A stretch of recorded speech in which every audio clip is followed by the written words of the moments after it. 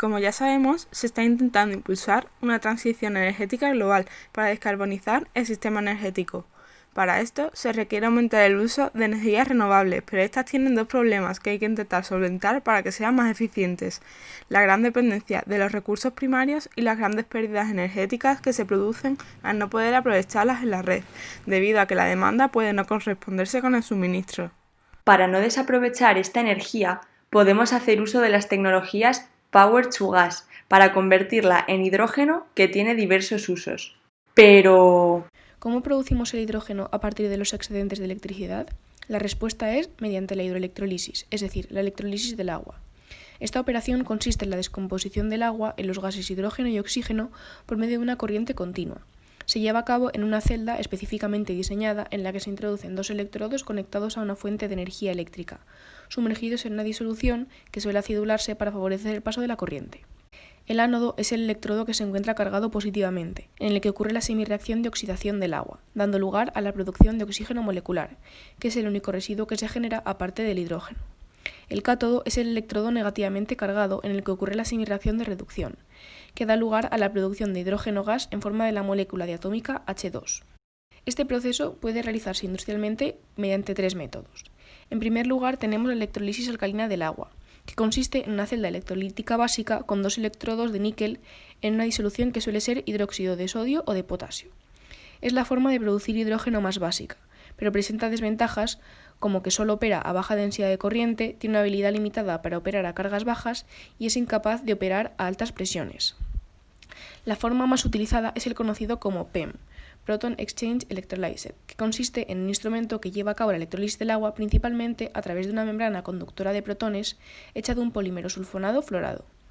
Presenta grandes ventajas como capacidad de trabajar a elevadas densidades de corriente, una alta eficiencia, simplicidad del balance de planta, excelente comportamiento a carga parcial y rápida respuesta. Por último, tenemos el Solid Exchange Electrolyzer Cell, que es similar al PEM pero opera a temperaturas más altas y por lo tanto el agua se encuentra en forma de vapor.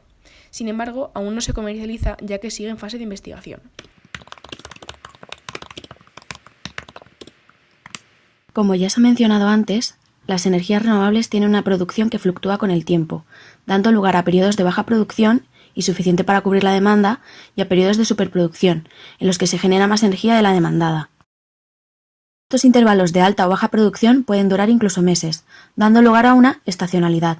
Por ello, necesitamos una nueva y duradera forma de almacenamiento de energía, ya que las baterías no permiten el almacenamiento durante tanto tiempo.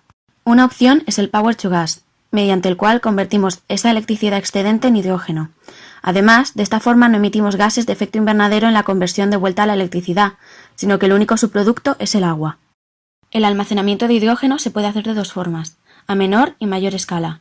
A menor escala sería muy útil en sectores como el del transporte, pero para ello necesitamos aumentar la densidad energética volumétrica y gravimétrica, aumentar la velocidad de reacción, conseguir presión y temperatura moderadas, mejorar la eficiencia y mejorar la reversibilidad, consiguiendo la misma energía empleada al inicio del proceso. Existen tres formas principales de almacenamiento a menor escala, como gas comprimido a alta presión y temperatura, lo cual aumenta considerablemente los costes. Criogenizado a una temperatura por debajo de su punto crítico, lo que también aumenta su coste. Y como un sólido, creando enlaces con las moléculas de una matriz de hidruros metálicos. Con este método se utilizan una presión y temperatura moderadas, y su densidad energética es bastante más alta. El almacenamiento a mayor escala se realizaría bajo tierra, en yacimientos agotados, acuíferos o cavernas salinas. Algunas ventajas de este tipo de almacenamiento son: mayor seguridad, sería menos susceptible a fuegos, ataques o acciones militares. Más económico, es más rentable que construir una instalación en superficie con la misma capacidad. Y mejor gestión del espacio, ya que en superficie la instalación tendría que cubrir un área muy extensa.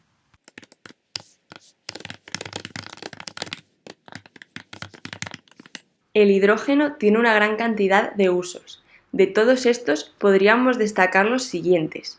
Se puede inyectar un cierto porcentaje de hidrógeno gaseoso en las tuberías de gas ya existentes.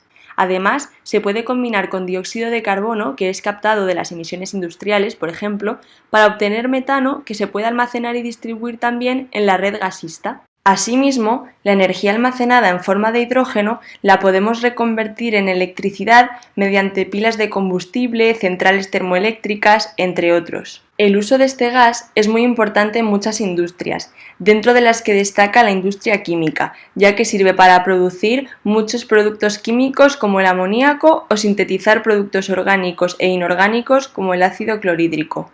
Otro uso del hidrógeno que todavía no está muy extendido es el de usarlo como combustible para automóviles. También existen los vehículos a gas natural, en los que podemos aprovechar el metano generado con hidrógeno del Power to Gas. Finalmente, se puede usar el hidrógeno para producir combustibles líquidos de alta densidad que se pueden usar posteriormente en aviación o transporte marítimo.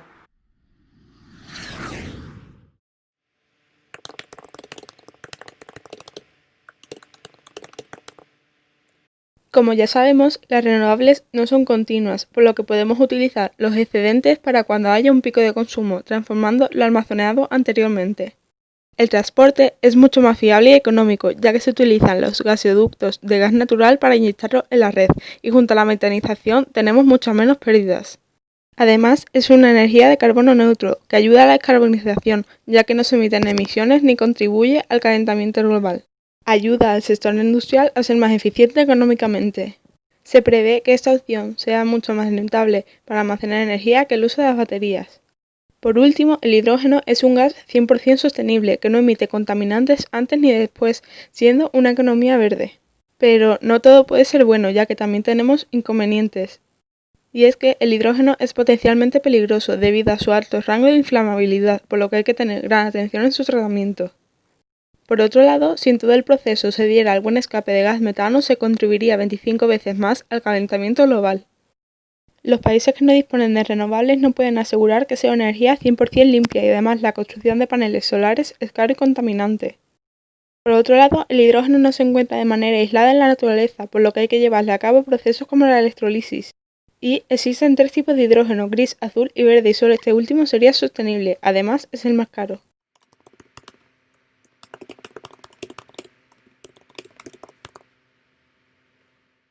En Europa, desde los años 80, se han realizado algo más de 100 proyectos Power to Gas. Actualmente hay 15 países europeos que están investigando este tipo de tecnología. El uso de las tecnologías Power to Gas comenzó a mediados de los años 80 como un experimento en Alemania. Utilizaba electricidad suministrada por paneles fotovoltaicos para producir hidrógeno. El enfoque de este programa ha permitido sentar las bases de las instalaciones Power to Gas. Actualmente, Alemania es el país que más está investigando esta tecnología. En 2017 tenía más de 40 instalaciones en construcción o ya evaluándola. En 2030 podría tener 7,5 gigavatios de capacidad para este tipo de energía. El proyecto más prometedor de los próximos años es el Power to Gas Hungría, con una capacidad de 10.000 kilovatios. Aunque en España esta tecnología está mucho menos desarrollada, también se han realizado varios proyectos, entre los que cabe destacar uno en Barcelona con una capacidad de 400 kilovatios que se realizó en 2003. En Finlandia están planeando instalar un parque solar de 100 megavatios en una central que ocupará 140 hectáreas y sustituirá la producción de energía a partir de turba, ya que es más contaminante que la generación a partir de carbón y produce más del doble de emisiones de CO2 que el gas natural. Por otro lado, en Asia, en los últimos años, el precio del gas ha caído mucho, pero no ha sido suficiente para que algunos países asiáticos como China o India abandonen el carbón.